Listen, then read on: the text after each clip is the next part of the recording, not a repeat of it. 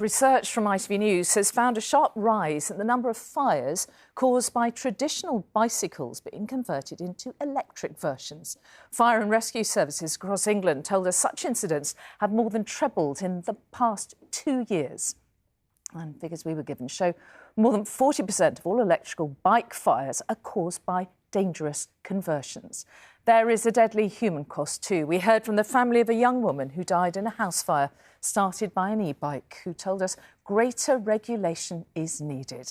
Our consumer editor Chris Choi has this special report. Fires, fumes, explosions and lost lives. Our new research shows how one of the UK's fastest growing transport trends has a dark side. E-bikes have pedals, but also a battery-powered motor. It's like cycling, but with super strong legs. Many, like this one, are factory-made by trustworthy companies, but there are also DIY versions using conversion kits, and that can be dangerous. And this security camera footage shows the destructive power that can be unleashed. The bright light on the left of screen here is the start of an intense house fire in Manchester. It was caused by an e-bike built by converting a traditional pedal cycle. She can pass away so young. Maria Fraschillo Maccaro's daughter died in a South London fire caused by an e-bike that had been converted from a traditional version. She wants new rules. No laws, no regulations, nothing. Everybody do what you want. I feel sad, but I can do nothing more. Her daughter, Sophia Duarte, died in a house fire aged just 21. Do you know, is anybody inside the building? Yeah, there is a people inside. 2 of them, they just jumped through the window.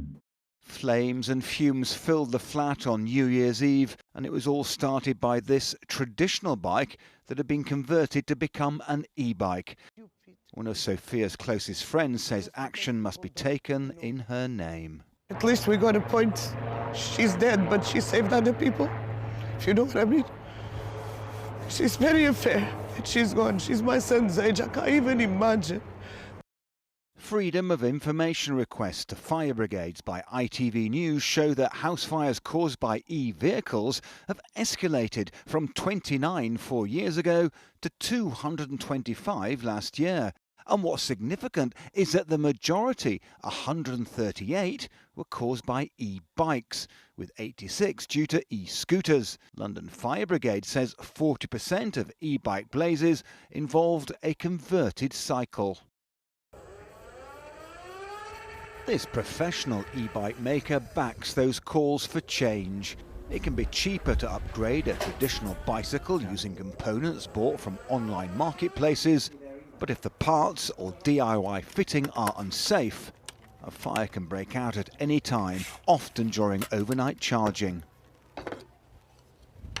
In principle, there's no reason why a home-built conversion can't be completely safe.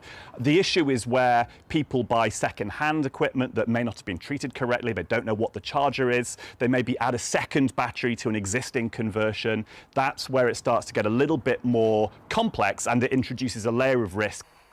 The batteries used on e-bikes are lithium. On any e-vehicle, if you use the wrong charger or the unit is damaged, this can be the result.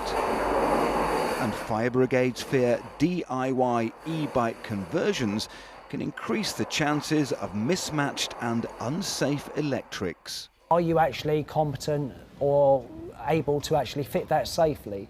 Because it's still a high-powered battery and motor, so it should really be fitted by a professional or competent person, otherwise there's a risk. The e-bike that caused this fire in Roehampton had been modified, adding a new battery bought from an online marketplace. It was lucky no one was injured. The friends and family of Sophia Duarte are alarmed by the rise in these incidents. They say government needs to implement stricter conversion standards. What is the government waiting for? Another 10 people to die, another 20 people to die? They need to enforce the quality control. They need to do more. They truly do. E-bike fires like this one at Sutton Station are on the rise, and government told us a task force is looking into the issue. But new rules could take another year as official standards struggle to keep up. Chris Choi, ITV News.